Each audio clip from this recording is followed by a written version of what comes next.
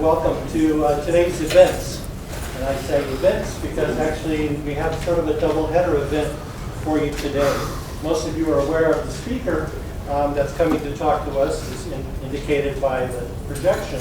But we also have a display, as you saw you enter, in terms of numbers of posters. And I'd like to just say a little bit about the program and the organizations that are hosting this event. The primary hosts of this annual event are QuippRS, which stands for Quinnipiac University Interdisciplinary Program for Research and Scholarship, as well as the Bristol-Myers Squibb Center for Science Teaching and Learning.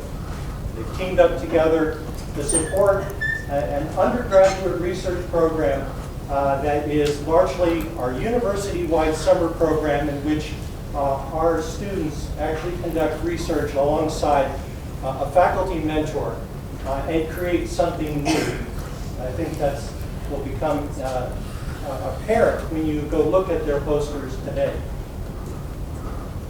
The program really begins in March, and for those students here that are interested in this program or become interested by today's program, it begins in March with an application, co-application with a faculty member to do a project, to create something, to learn something new.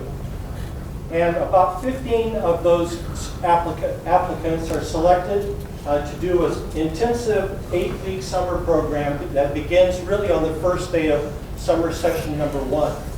8 weeks in which students work full-time with a faculty mentor. They also meet twice a week with the rest of the team, the rest of the program, and therefore students across the university, across disciplines, are finding out what the others are doing. And so there's really two, in my opinion, two really strengths, outstanding strengths really of the program. Number one is that it is interdisciplinary. The students begin through this program to understand that research isn't just all about how they do it in their discipline. Research needs to be, and creative activity needs to be viewed in perspective of multiple disciplines. And that becomes increasingly important in today's society. The second thing that is very powerful is this creation of something new. As you might imagine, if you think about it, when students enter the classroom and spend that 15 weeks every semester, what they are largely hearing and learning about is something that's been previously discovered. This is an opportunity to now extend beyond that and to create something from their own hands, from their own minds. And I think that's an incredibly transformational and powerful process. So I would encourage all of you, after today's seminar, after the presentation and the questions are done, to linger out in the hallway and talk to the individual researchers, the 15 or 14 or 15 students that are represented with posters today, and not only ask them about what they created new, but ask them what the program has done for them. And I think you'll get some extremely gratifying responses. So without further delay, I'm going to introduce Denise Cameron, a professor in physical therapy, who will introduce our speaker today.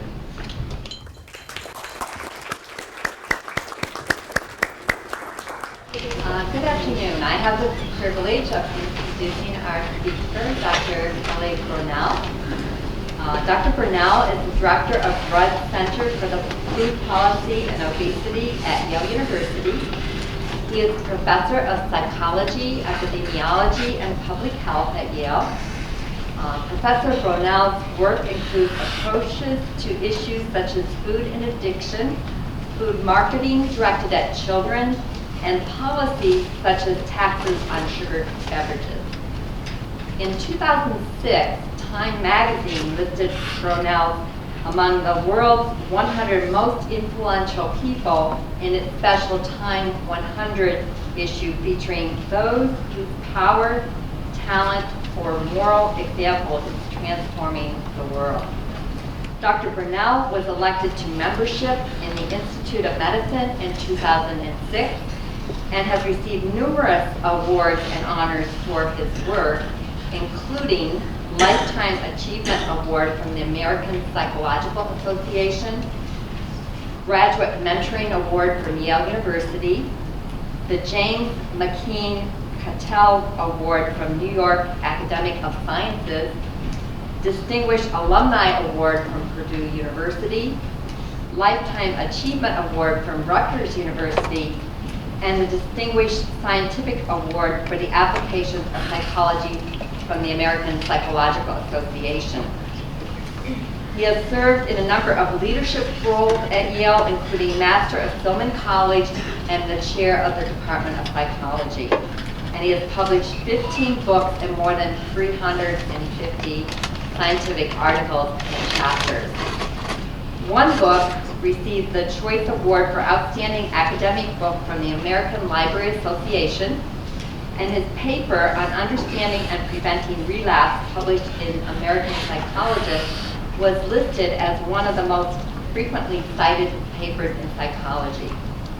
Dr. Brownell served as president of several national organizations, including the Society of Behavioral Medicine, Association for the Advancement of Behavioral Therapy, and the Division of Health Psychology of the American Psychological Association.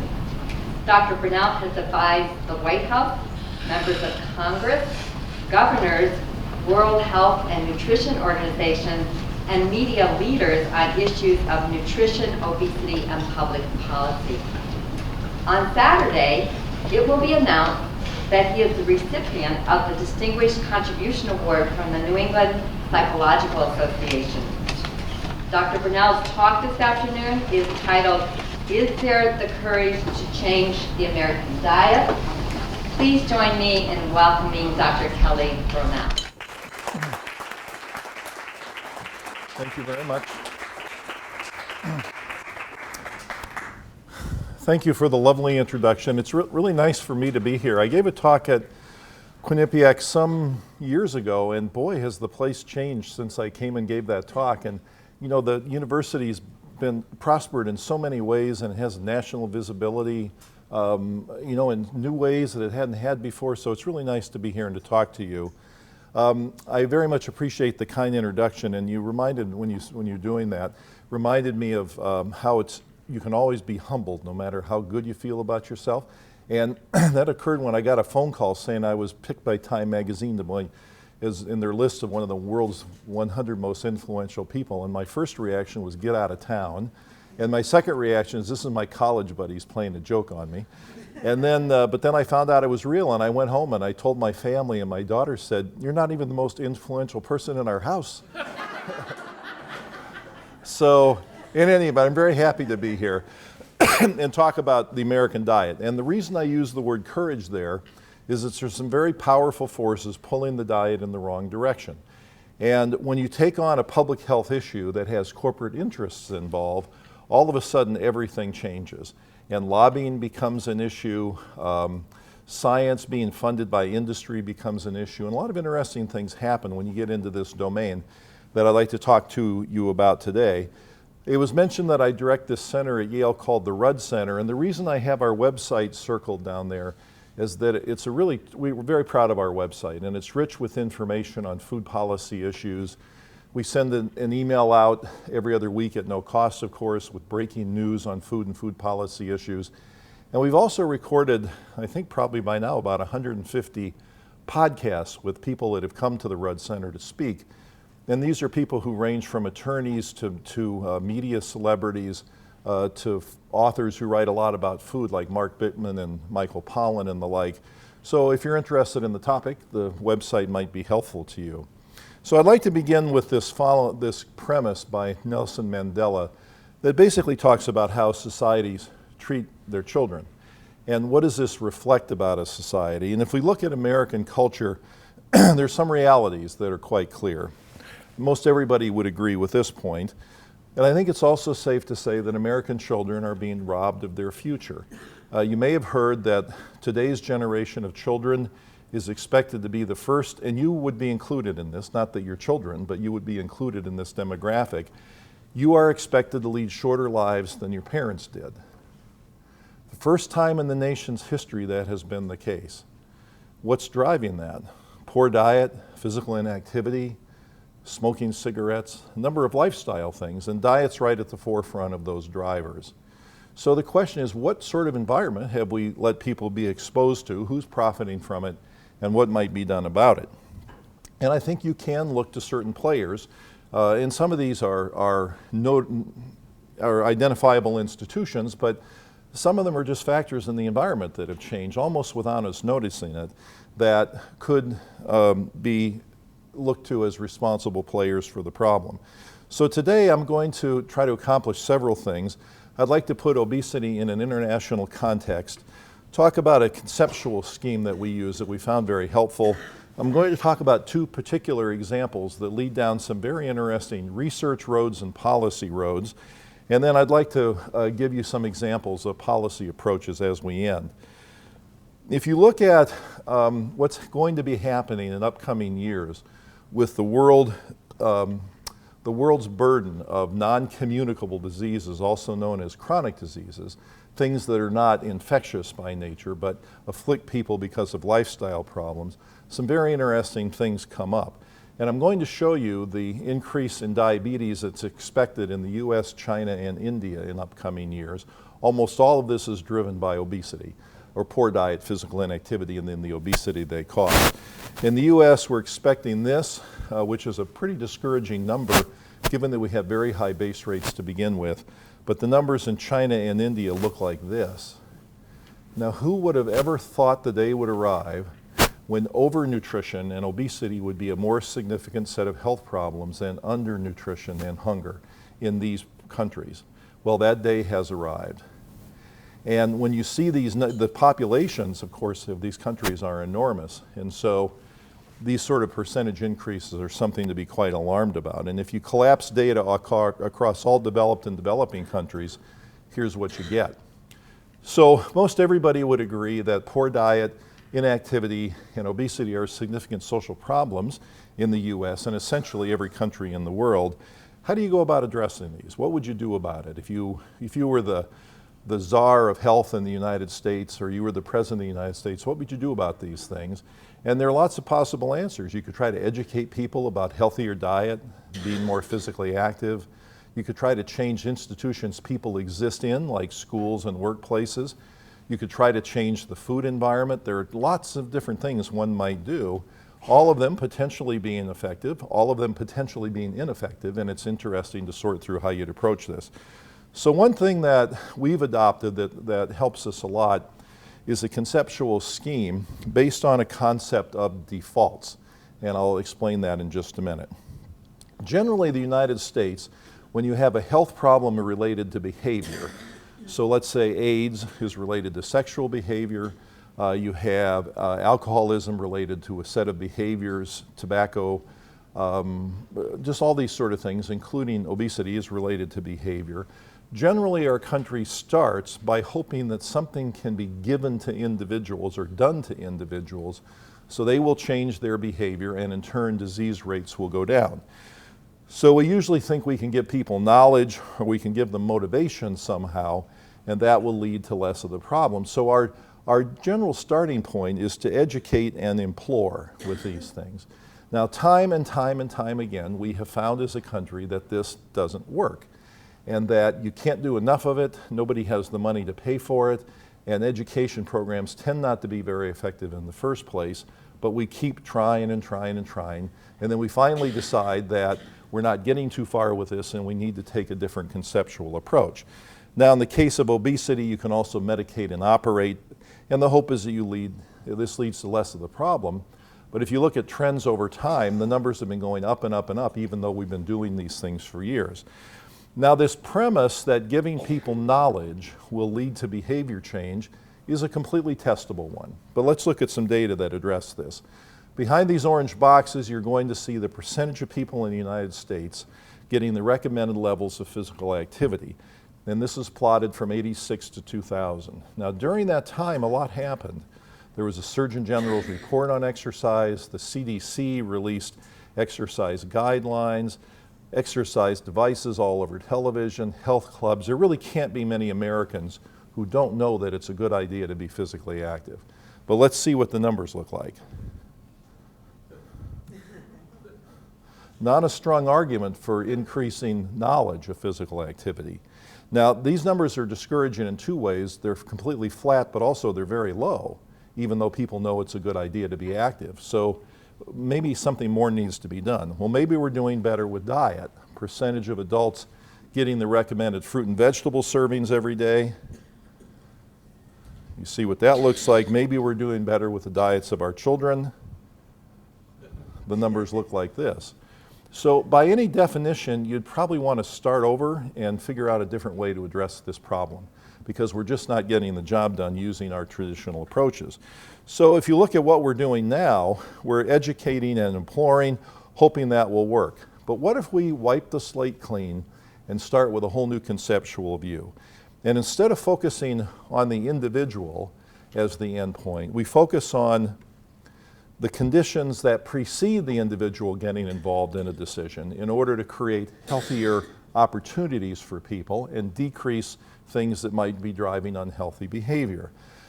Now, those of you who have any background in public health will recognize this as Public Health 101, but it's just generally not the way our society tends to think about things. So the idea here is, can you change the environment? Can you use economic change? Can you use legislation? And can you use the regulatory authority of government to create, and this is a term I borrowed from economists, optimal defaults? So the concept is this: we're all exposed to a default set of conditions, some of which lead to healthy activities, healthy behavior, and some of which do the opposite. So we're all breathing the same air. Now, if this air were somehow not safe for us, we would get sick from it. We would be exposed to an unhealthy default.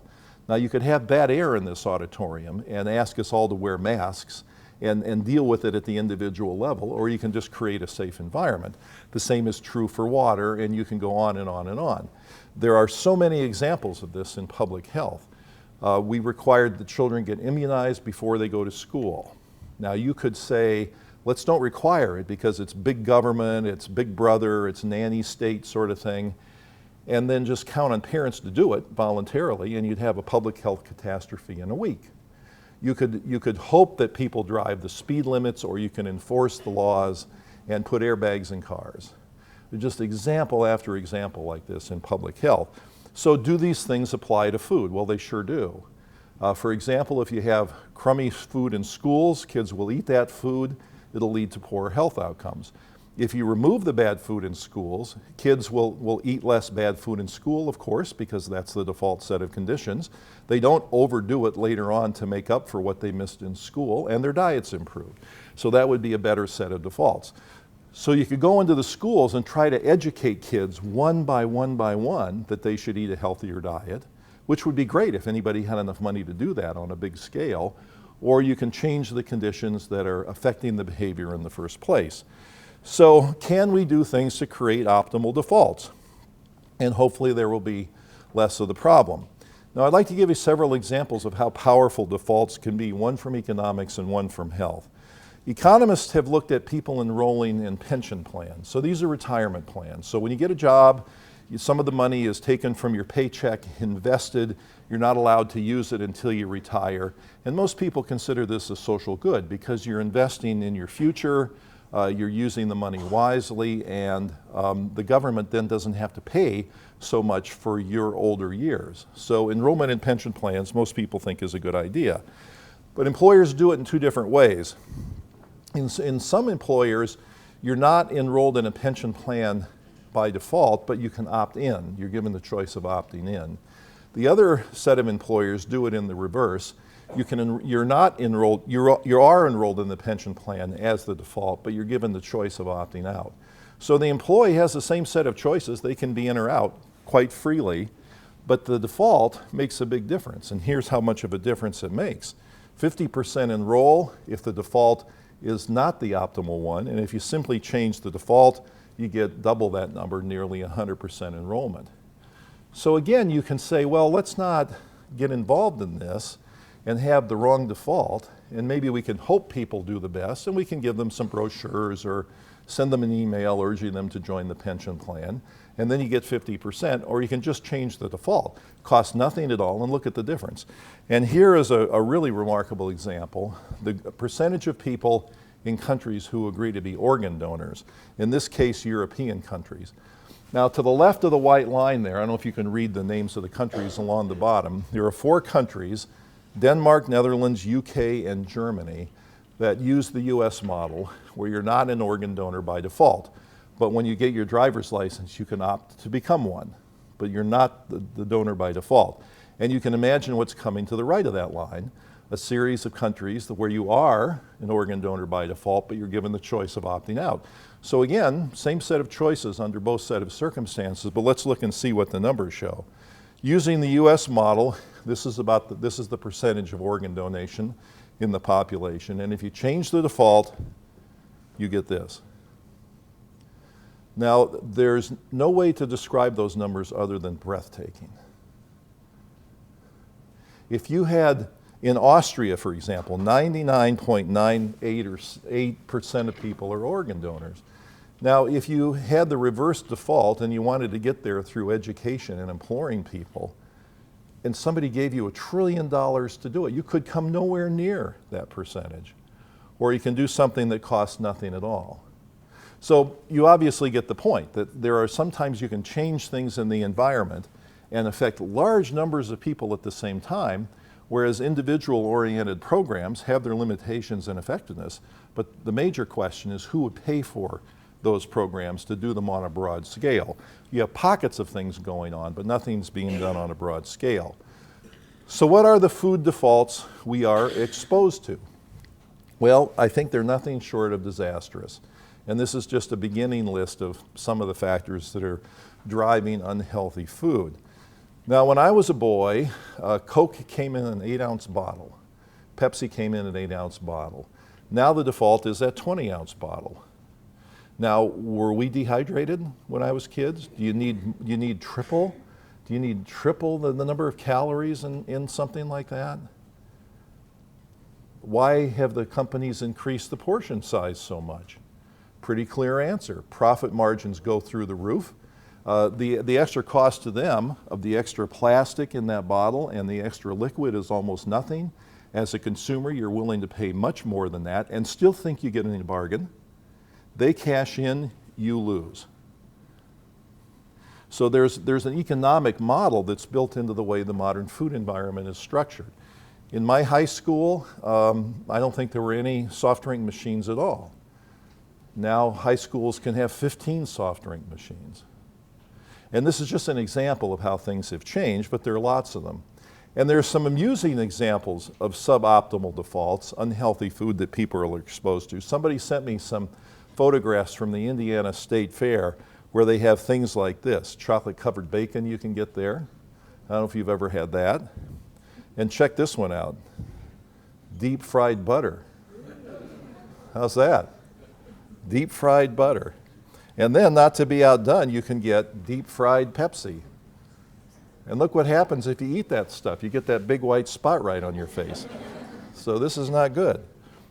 So it's interesting how the environment has changed. And we can go on and on about how. When I was a kid, the only marketing there was of foods on television was on Saturday morning cartoons, and there were advertisements for sugared cereals. But now it's all day long, multiple cable channels cover it. You have incredibly effective and popular icons like SpongeBob getting put on product after product that generally is not the healthiest set of foods. Look at the number of vending machines that you have available. Look at the number of drive-in windows. You know, it wasn't that long ago, 20, 25 years, I think, when one of the fast food companies said they were going to start offering breakfast, people thought they were crazy. Who would go to a fast food restaurant for breakfast? People thought this was a failed business model from the beginning, and the company would lose huge amounts of money, and look where we are now. So again, just examples of how the default environment has changed, but if sometime, it'd be an interesting exercise, spend a day looking to see how many times You drive past, walk past an opportunity to buy food. Look to see how many marketing messages you're exposed to on television, on the internet, on your cell phone, and the like, and you'll come up with a remarkable picture. So obviously we're leading toward a discussion of what the food industry is doing, and are they helping or hurting this whole issue, which I think is a very viable question to ask. Now, the food in this industry is different from the tobacco industry, for example, because tobacco industry had a few big companies and one product they were selling. And the food industry is hundreds and hundreds and hundreds of companies and even thousands and thousands and thousands of products. So it's hard to generalize about the food industry in general. But if we talk about the big players in the food industry, they're doing a lot to make us believe they're doing good things. They make promise after promise to be good guys and to protect children and the like. But here's some examples of what they're doing. You're probably aware of Taco Bell's 4th meal campaign. And for people in your demographic, this idea of eating after midnight at a fast food restaurant has become quite popular. And it's today's version of breakfast at a fast food restaurant. Can one company, or one segment of the food industry completely change our norms to believe that, yeah, you can go to a fast food restaurant early in the morning and late at night? Well, of course they can. Here's another example. Huge portion sizes of things. Kellogg's introduces this product, Crave, which is chocolate cream sort of stuff surrounded by some kind of a chocolate cookie type thing. And it's hard to imagine that this is going to be a healthy product, but Kellogg's does a lot of things to convince you that it's a healthy product. And this is just something, including telling you that it has real chocolate. Have you seen this?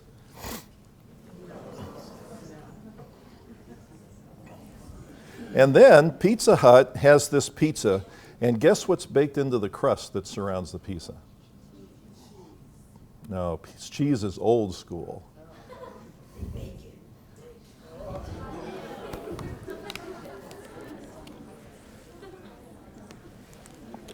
A hot dog built into the crust. But it's a succulent hot dog, not just any old hot dog.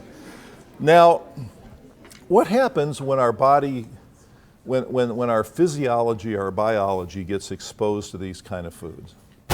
We consume them because they taste really good and because they're heavily marketed and because they're available and cheap for the most part. But what happens when they hit the body?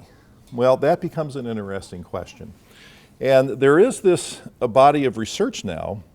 I mean, this sort of research has been going on for 40 or 50 years and shows some very interesting things, but some new research has looked at it a little bit different way, and it looks at it in this way. If you take the coca leaf in nature, it's mildly reinforcing, but humans live in harmony with it. They don't consume too much of it to get sick, they don't abuse it, etc. But when that coca leaf gets processed and becomes cocaine, or it gets hyper-processed and becomes crack cocaine, the human body is no longer prepared to deal with it. And the human body can no longer live in harmony with it. So how different is that when this food, which nobody abuses in its natural form, gets hyper-processed into this? What happens when wheat, which nobody abuses in its natural form, gets hyper-processed into this? And what happens when water gets hyper-processed into this? And these are very interesting questions to ask, and people are now doing fascinating research on what's going on in the body once these foods get inside. And there's a body of research on whether foods trigger an addictive process once they get into the body. And that's a very viable area of research, lots of interesting things going on.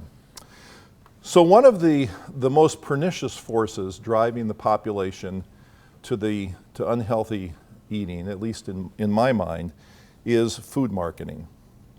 Now, again, remember my little anecdote about how little food marketing I saw when I was a boy compared to what a child sees now. It's really totally different. And research shows that somewhere around 95% of all food advertisements are for unhealthy foods. So it's not even 50-50, 60-40, 95% are for the unhealthy foods. So this is an industry that has completely changed food norms. They've changed norms about how big we can eat, how big portions we can eat, when it's okay to eat. I mentioned the morning and late at night. They've convinced us that it's okay to eat in the automobile. It's one thing after another where food norms have changed entirely. And the food marketing is one of the ways that this happens. Now, the food industry is feeling a lot of pressure because they've been criticized roundly for their aggressive marketing of unhealthy foods to children, and their response has been to promise to do better. And the mechanism that they use to accomplish that is something called the Children's Food and Beverage Advertising Initiative, which is being administered through the Council of Better Business Bureaus. So the major food companies have enrolled in this. They've made promises through this particular initiative saying we'll market less to children and we will be responsible players in American society. Now, it's a promise that is easy to make, hard for them to keep because they count on children as important parts of their market share. Why are kids so important? Kids encourage their parents to buy things. Kids have money themselves, especially as they get older. But most important is that brand loyalty develops early in life. So people get imprinted with that image. The Coke logo, the Pepsi logo, McDonald's, whatever it happens to be, gets imprinted early in life, and people tend to be quite brand loyal as they go throughout their life.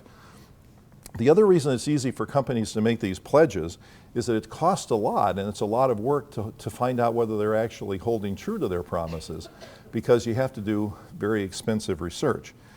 Well, our group at the Rudd Center has been funded to do that kind of research, and you could read the reports that we've done online if you just go to our Rudd Center website. The first project we did was a year-long project looking at the marketing of breakfast cereals to children. And here's what we did. A lot of research, a lot of time and effort went into this, but if you distill it into its basic core, here's what you find. Let's say you create a list of the children's related cereals and rank order them according to nutrition score. And let's put the worst cereals at the top of that list, the ones with the most salt, the most sugar, the most fat, the least fiber, etc. And next to it, you put a list of what's been marketed most aggressively to kids. Let's see how those two lists line up and whether they overlap. So if you look at the best dozen cereals, the ones with the best nutrition scores, here's what you find. How much advertising is done across these three media that you see on the top of the screen? Absolutely none. Let's take the worst dozen cereals by nutrition scores, much more familiar names. And let's see how much they're marketed, and here's what you get. Now, no one would ever claim that the cereal industry is setting out to make American children unhealthy and overweight. But if they were, could they do it any better than this? At the same time, they're promising that they're doing better. So let's see another example of how much they're changing. The top 10 cereals marketed to kids in 2008 were these. Then we went back and redid the analysis in 2011 to see how things had changed. So what happened? One cereal left the top 10 list. I believe it's number 9, and that got replaced with another. Sugar Pops gave way to Cookie Crisp cereal. So while they say they're doing better, here's what's happening. And there are even more interesting data. They shifted places a little bit because the companies juggle around for market share, but this just isn't a very positive picture. Excuse me. The United Kingdom countries have an office called Ofcom, which is their version of our Federal Trade Commission, that set nutrition standards for what products can be marketed to children. If you take their standards and apply it to cereals for children, how many would meet that standard and could be marketed if you were using the UK standards? One cereal would make it, and it happens to be this. using the standards from that initiative that I mentioned that the food industry in the United States has created, what cereals meet the standards, and here's what you see. So essentially the industry sets very weak, easy to meet standards, and then they crow about meeting the standards. But how meaningful is this, and how helpful is it for public health? So we've also done follow-up reports on the marketing of fast food to children and the marketing of sugared beverages to children. And it really is a pretty dismal picture. You can, as I said, read our reports. And when you put it all together, what you find is that people in your generation and the children who are younger than you are heavily blanketed by these food messages that affect you. Now, the blind spot we have about this is that probably everybody in this room believes that they're not affected by this, but you believe everybody else in this room is. And of course, everybody is affected by it, or the industry wouldn't spend so much money doing it. People don't want to admit that they're affected by it because you don't want to feel pushed around by these images and things, but they have a profound impact on people. And the industry is willing to make essentially any assertion showing that their products are good for you. Now, I'd like to show you this video clip that was an advertisement that came out not long ago that some of you who are sportsmen may have seen. And what this is an advertisement, and you'll notice the product right away, even though it never gets mentioned during the advertisement, that has to do with a particularly heroic performance that Michael Jordan made in a playoff game in his basketball career, where he was very, very ill, had the flu or something like that, and managed to soldier through and pull his team to victory anyway. And here's the commercial exploitation of that. He is suffering from flu-like symptoms. We had to help him into the locker room. It may be a believer. Not in luck or You faith, can see how exhausted Michael Jordan but in is. the will to win. Michael Jordan! You win from within. Classic performance by Michael Jordan. All right, so you get a sense of what the implication here is, that somehow Gatorade helps bring out this inner victor in you, makes you a champion, or that if you're sick and you need to perform at maximum level, then this might be just the thing for you. Now this ad, at least in my mind, is terribly egregious and in fact is being investigated by some legal authorities around the country from my understanding. But can we count on an industry that will make this sort of assumption and try to make this connection in people's minds? And will say that it's marketing less to children when the data indicate otherwise. So food marketing becomes a very real and important issue. We need to know more about it, how much of it there it is, who's being targeted by it, what impact it has on people. And we need the lawyers to go to work on this to try to figure out how to get less marketing done out there through the law. And this becomes a challenge because, as you may know, the First Amendment of our Constitution protects your right to speak religiously, politically, but also commercially. And that's why the courts over the years have given the industry, and lots of industries, pretty free rein to market whatever they want, in whatever way they want, to whoever they want. So let's turn our attention to another issue that's really hot at the moment, and that's the case of sugar-sweetened beverages. If some of you may have seen advertisements that are the industry's attempt to say that a tax on sugared beverages is a bad idea. Some of you may have seen the campaigns in New York City that talk about how soda is pouring on fat. And there are a number of things going on around the country on sugar-sweetened beverages. Now, the industry cries foul, saying that there are a lot of things contributing to obesity and diabetes. Why are you picking on us? And in fact, they're right about that. There are a lot of things contributing, and nobody ever would say that it's one category of food. But you have to start somewhere when you start developing public policy. And why would you start with sugared beverages? Well, here are some of the reasons. Single greatest source of added sugar in the diet. There's no redeeming nutritional value of these at all because they have no nutrition. This is something people don't know very well, but the body doesn't seem to understand or recognize calories very well when they get delivered in liquids. So let's say we do an experiment with you guys.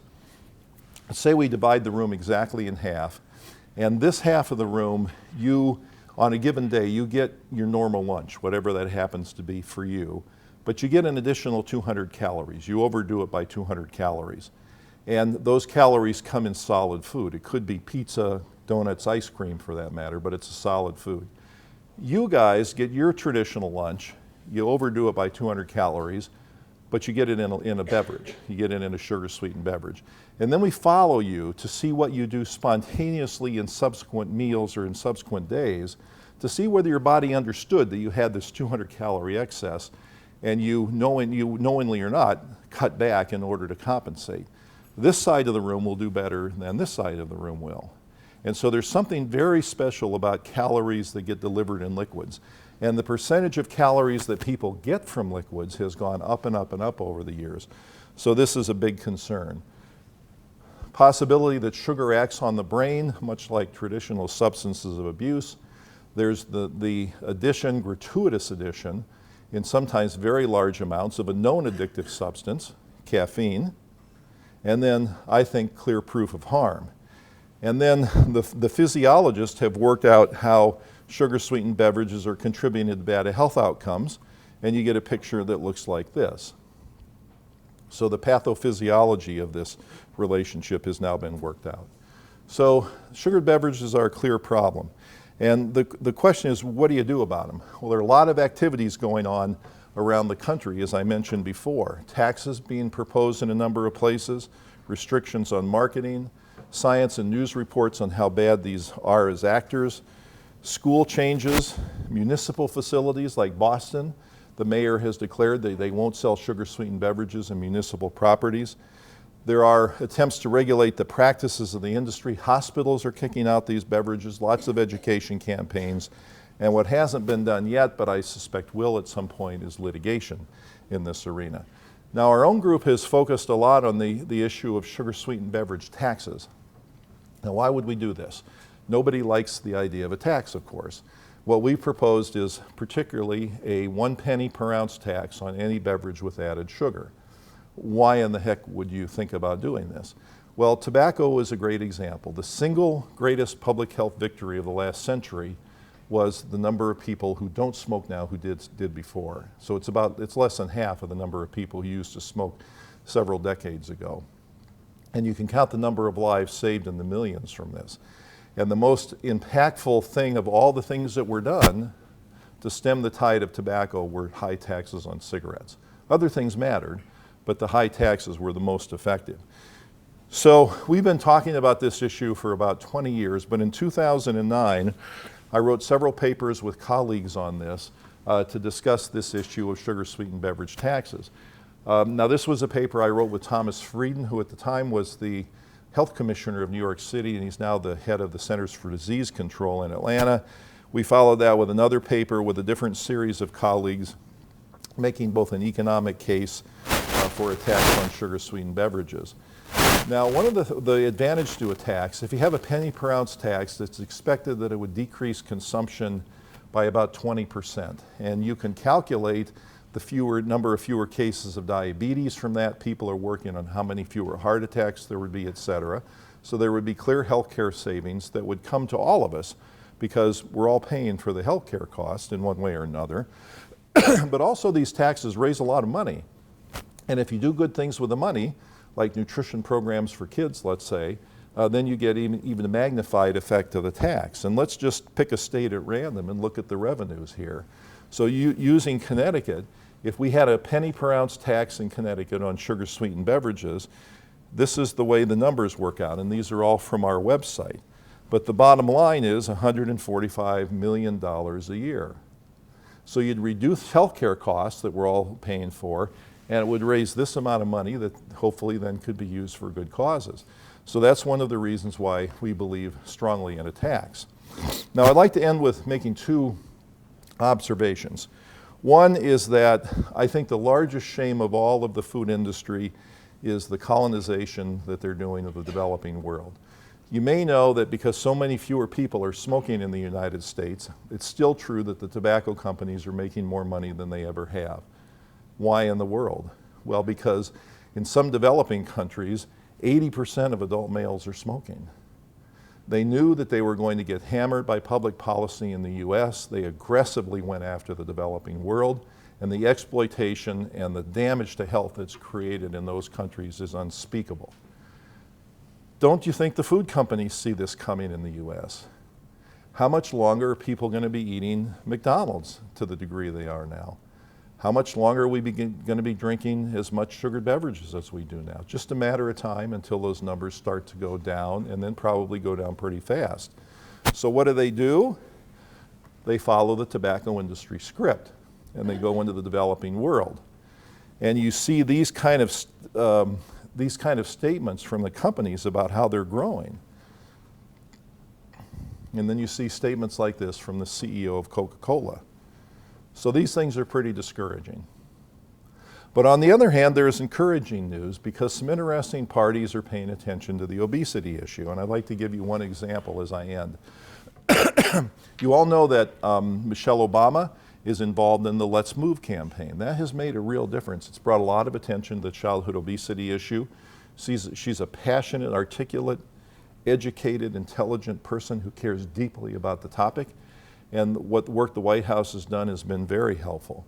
But there are also things that can happen in state and local levels that can push things ahead. And I'd like to give you an example where the Action Central occurred in Connecticut. Back in 2009, the food industry launched a program that they called Smart Choices. You may have even seen this on some food products. The industry got together with itself, more or less, with a few outside scientists taking part, and created nutrition criteria. So they rated themselves on nutrition, more or less, and said that any product that met our own nutrition standards could be given a Smart Choices label. And so in 2009, the program launched, and these things began appearing on products. Well, the program looked pretty bogus from the beginning because there were some products in there that didn't look like they belonged on a list of healthy foods. And when people really began looking at the standards industry had set for itself, it looked pretty lax. And so an interesting player in this whole process was our then Attorney General, Richard Blumenthal, who you may know now represents us in the Senate.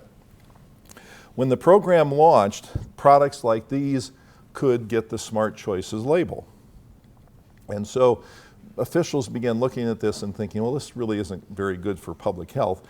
And consumers were confused by this because they thought that there were reasonable criteria behind the Smart Choices label, and many thought that it was a government-related program rather than a self-serving industry program. And so in a very short period of time in 2009, scarcely a 6-week period, some very interesting things happened. One is that the New York Times found out about the Smart Choices program and wrote quite a critical article about it. Now, you can start to think about how these things get started, like who told the New York Times about it? Did they find out about it on their own? Was there a strategic phone call by somebody to a writer at the New York Times, and what goes on? And all these are very interesting questions about who's playing a role in this. Then, Attorney General Blumenthal got wind of the Smart Choices program and announced an official investigation. And because he was consulting with people in the field who knew a lot about how Smart Choices had come about, he knew that lots of money had changed hands between different parties in this process. And so he issued from his office what were called demand letters, which are just short of a subpoena, that went to the companies and the professional organizations that were fronting for them on this to try to find out where the money was going, sort of a classic follow the money thing, what the criteria were, the process with which the criteria were established, etc. The commissioner, as a result of this in the New York Times article, the commissioner of the Food and Drug Administration held an open public phone call that was quite critical of the Smart Choices program. The New York Times wrote a follow-up article saying that the Connecticut Attorney General was after this and that other attorneys general were going to follow suit in all likelihood. And scarcely 6 weeks after the program was launched, the industry closed it down. Now, why did they close it down?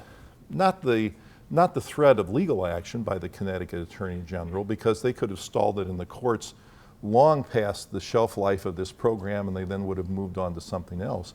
But it was the publicity they couldn't tolerate. And it was the fact that they count on consumers trusting them to do the right thing. And when that gets questioned, it hurts them. So the New York Times was a player, scientific community was a player, and the Connecticut Attorney General was a player. And in my mind, what the Connecticut Attorney General did was the most important thing of all. So this is a real victory, and it shows that people are no longer willing to let the food companies get away with all the things they've done in the past, and that if we start moving ahead with public policy, like putting restrictions on the marketing so they just can't have free reign with our children, doing things like taxing food, cleaning up the nutrition in schools, providing better physical activity environments. There are lots of things that can and are being done that lead down a positive road. So I'll end with the following statement, then I'd love to entertain questions if you have them. Remember back to the concept of defaults. We're all highly influenced by defaults. We're heavily influenced by these. Our physical activity is partly driven by defaults.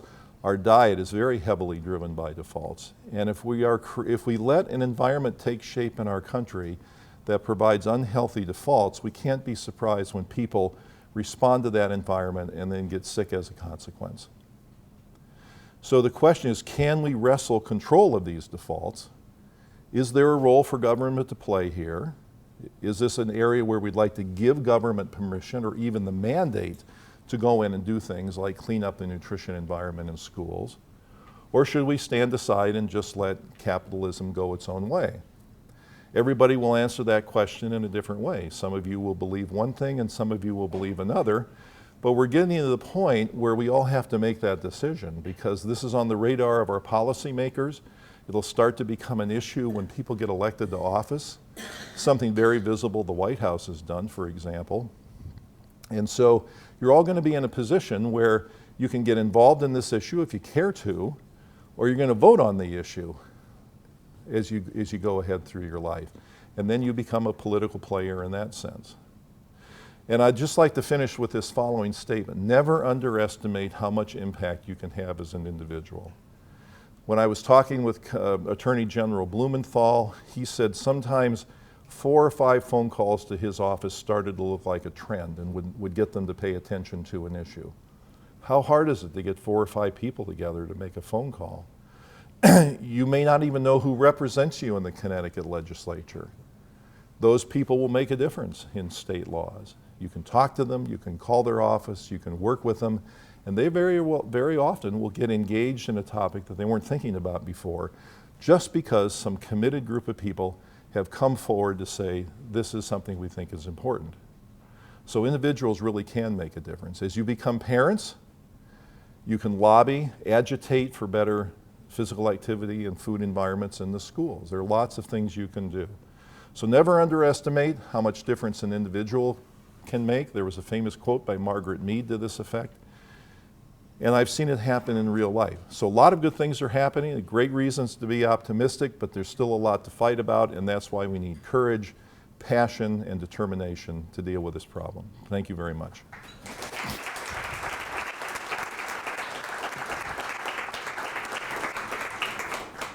Okay, so any questions? I'm more than happy to answer.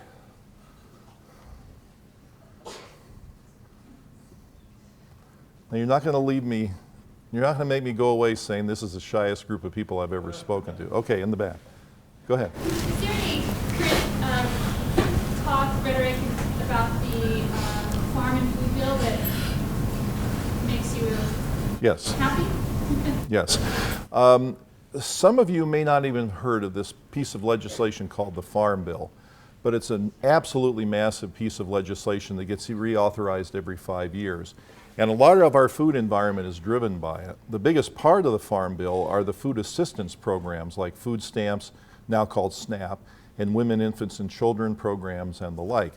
But another very controversial part of the Farm Bill are the subsidies that go to the farmers. And when Nixon was president, he and the Secretary of Agriculture then, a man named Earl Butz, pushed forward a series of subsidies to the American farmers because they weren't competing effectively in the international marketplace. And so the subsidy program, which is enormously complicated, basically paid farmers to grow some things over others, And it's why the whole state of Iowa, some of the most fertile farmland in the world, is essentially two crops, corn and soybeans, and people who live in Iowa have to import fruits and vegetables from outside. And it's a crazy system, and it's led to, it helped the farmers to be sure, but nobody knew that there were environmental consequences of this and nutritional consequences of it. But now we know, and it's time that the food bill start to link up with, that food policy begins lining up with health policy. And legislators are really thinking about this now. And there are a number of very progressive legislators on these issues. Now, some of you may or may not know, some of you probably live in the congressional district where you're represented by Rosa DeLauro.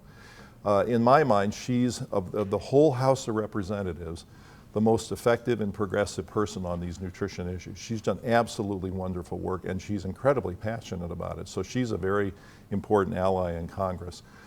But others are working on this too, and they're starting to question the nature of the subsidies. And the public's becoming more aware of the Farm Bill as well. So as you go forward, I think you'll hear more and more about that. Yes? You described a policy in the UK that bans or that dictates what kind of nutritional value cereals have to have or foods have to have in order to be advertised to children? On television. Are there things in our Constitution that would prevent a similar law in the U.S.? Well, it depends. Congress gives regulatory authority to agencies like the Food and Drug Administration, the U.S. Department of Agriculture, and the like. So a lot depends on how much power Congress has given to these agencies. Now, the Federal Trade Commission would be our agency to regulate this. And some years ago, the Federal Trade Commission started to get tough on food-related marketing, and Congress, because of lobbying from the food industry, came down on them like a ton of bricks and actually removed some of their power. So there's some talk about giving power back to the FTC, and then they could go after this. But what happens is the courts then have to determine, because of the First Amendment protecting commercial speech, what's legitimate and what's not. And a lot of that's going to be slugged out in the next few years, I think. Yes? How much of an impact do you think that the food lobbyists have on this whole situation? In other words, can you ever come out ahead against the lobbyists? Yeah, the question is how much impact does the food lobbyists have? There's nobody in the world would say that it's less than enormous. And so they're very powerful. The companies spend a lot of money, and you see it locally and you see it at the national level. As an example, one of the cities considering a soda tax now is a small city outside of Oakland called Richmond, California. And they have this on the ballot for the November 6th election, November 6th. And the industry, so this is a small city. I think it has about 100,000 people, not a tremendous number. No, Richmond is not an affluent community. Yeah, it's not. And so the industry has come in, and the estimates are now that they've spent about $2.5 million to lobby against this. $2.5 million in a little bitty town. Why? Because they don't want to establish a precedent. And the people who are trying to promote the tax in the spirit of good health, from what I hear, have spent about $25,000. So that's 100 to 1. And so you're going to expect in the beginning that the industry is going to win the initial battles. But as the ideas become more normative, and as industry begins to get a black eye for this, which is, I think, what's probably happening in Richmond, because there have been a lot of press articles about how the industry has spent so much money. They've set up fake groups to instead of Coke and Pepsi saying we're lobbying, it's done through their trade association, who then sets up a group called, I don't even know what it's called, but like Richmonders Against Soda Taxes or something. And so people get wise to this, they get turned off by it, the reputation of the industry starts to take a hit, and then maybe it won't pass in Richmond, but it'll come up next year and maybe it will, and then it might happen in other places. So, but yes, the lobbying's enormously powerful, enormously. Yes? For marketing towards children, do you feel there is a solution for that problem? Is it just to make the food healthier, or to stop advertising towards that market? What do you think the best solution would be?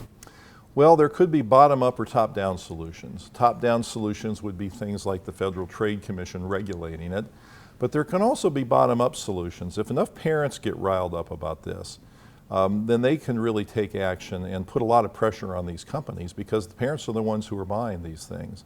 And if parents get upset by this and demand change and start to do it in a collective, organized way, it really could make a difference. There's a group called Moms Rising, which is, I think, mainly a group that does blogging and things like that, but they organize around some issue. They would be an example of an organized group of parents who might really care about something like this.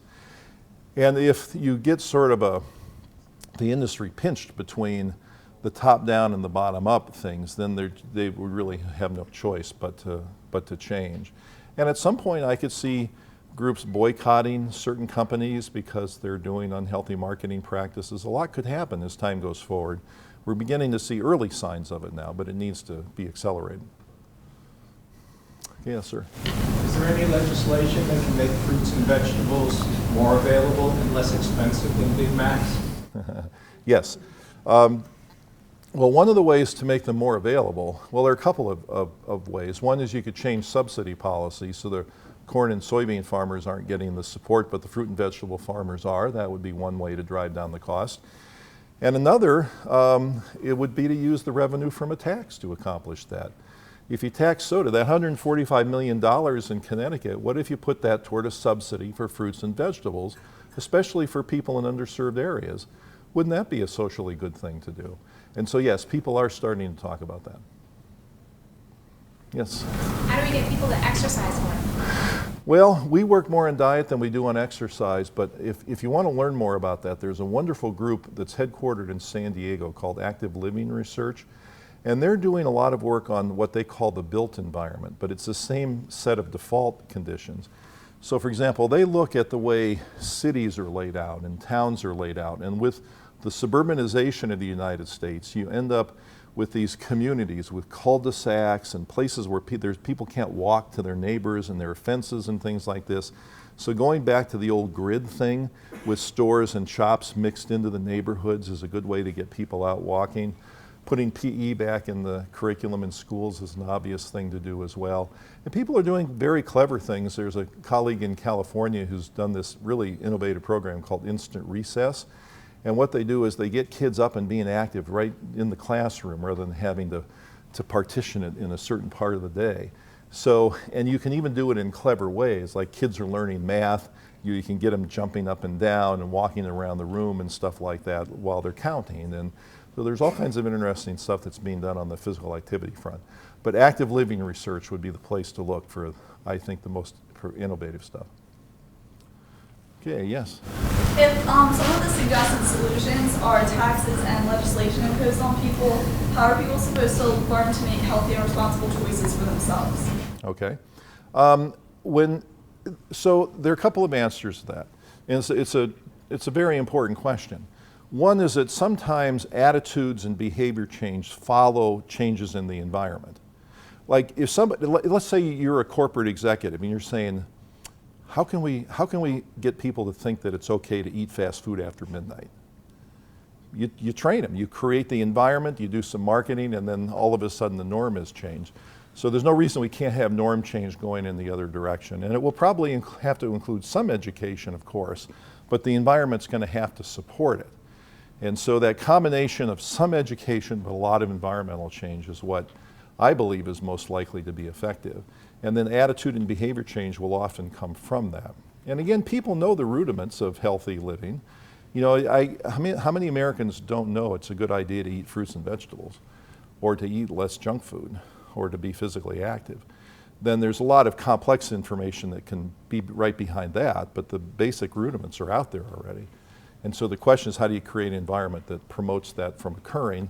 Or you can focus on trying to get individuals to resist that terrible environment and hope to count on willpower, personal responsibility, and things like that. But 2/3 of the adult population is overweight, so we're just not winning that battle at all. Sir, you had your hand up. Yeah, is there a link between obesity levels and economic status of the individual? And if so, what role does the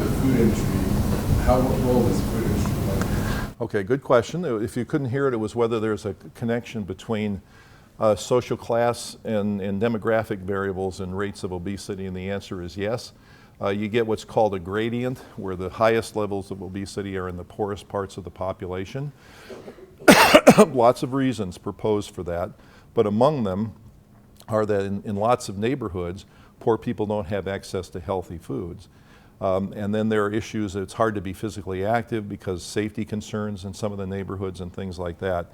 So there are lots of groups and individuals who are very concerned about that health inequity and trying to do things that would specifically help those parts of the population. My own belief is that the food industry does shoulder some of the responsibility for that, partly because of the targeted marketing that they do to certain demographic groups of their least healthy products. So it's an issue of great concern. I'm glad you brought that up, and some people are working on it. Yes? If we switch over to a lower glycemic kind of diet, do we then have to worry about like the nutrients that are in our soil? It seems like I'm hearing a lot like, yeah, you have an apple today and it's not anything like the apple of 30 or 40 or 50 years ago. Is there any truth to that? Yeah, there is concern that the nutritions in food are being degraded by modern agricultural practices. And there's a researcher in Texas who studied some of that and found that that's true to some extent, that a carrot today will have fewer nutrients than a carrot before. So you'd have to eat more of it to get the same amount of nutrients. At the same time, people are eating less of these things. So you've got a real kind of double whammy occurring. But as I recall, I haven't read those papers in a while, but my recollection is there weren't massive changes in the nutrient density of these foods. Yes? So there's a lot of negative media attention about the soda ban, Mayor Bloomberg's soda ban. What's your opinion on it and your perspective? Okay, well, Mayor Bloomberg's, well, first, it's not a soda ban because he hasn't banned soda by any means. What they've done is they've tried to limit portion, but see, it's characterized as a soda ban, which is a very intentional act of the industry to get people to say just what you did. Now, what it does is it limits the portion sizes in the places where the city health department has jurisdiction, which happens to be restaurants, theaters, and food carts. There's a great scientific rationale for doing it. There's clear evidence that if you serve people larger servings, they eat more. They generally don't realize they've eaten more, they don't report being more full, and they tend not to make up for it later on. Now again, this is another blind spot. If I told you, does that apply to you, you'd probably say no. That, you know, I just eat whatever I'm going to eat. But it does apply to you. It applies to people in general, and that's been shown across a large array of foods. And also, we have something called a unit bias, which means we tend to consume whatever is in a bag or a bottle or a box. And our idea of when the eating event is over, it's when one of those things is empty. And as the industry has systematically increased the sizes of these things, consumption has gone way up. So this is one attempt by government to scale that back and put some limits on it so that we just don't have this out of control eating that occurs so much. It's one of the things that would probably be most strongly justified by science. Now I know there's a poster session following this. Should we draw it to a close? How about one more question? Yes, sir. What about the political will to take this on? Mayor Bloomberg is taking it on, but it doesn't seem to be throughout the nation. Well, it depends on what you mean by this, because there's considerable political will for certain parts of the picture. School systems all around the country have begun cleaning up the food environments. Connecticut has the strongest school nutrition legislation in the country, but lots of other schools do, and partly because of Rosa DeLauro, there will be a national school nutrition bill kicking in soon that will really greatly improve the nutrition landscape in schools. That work's been going on probably for 15 years, and there's wide public acceptance of it. Then you get to other things that are more controversial, like the soda tax. When I first proposed this soda tax idea 20-some years ago, I got slaughtered because of it. You know, the Wall Street Journal wrote this nasty editorial. Rush Limbaugh beat me up 4 or 5 times on his program. And nobody, you know, it was just kind of a crazy, nutty idea, and who would never think of this? But then time went on, and now there are 20 cities or states that have seriously considered it. So you just wait for the norms to change, and what was once considered crazy, like school nutrition changes, are now the rule of the day. Taxes now might seem crazy, but 5 years from now they might seem the rule of the day. So what I try to do is look at the trajectory and trends, and those all look very positive to me. And more legislators are getting the political will. Even some conservative Republicans are getting interested in this because they're upset that the country is having to pay such high health care costs that come from problems like obesity and diabetes. And they want to do whatever they can to help shift that around. So I think there's a lot of political will, and I just see it growing and growing. Okay, so thank you all for your questions. I very much appreciate you coming today.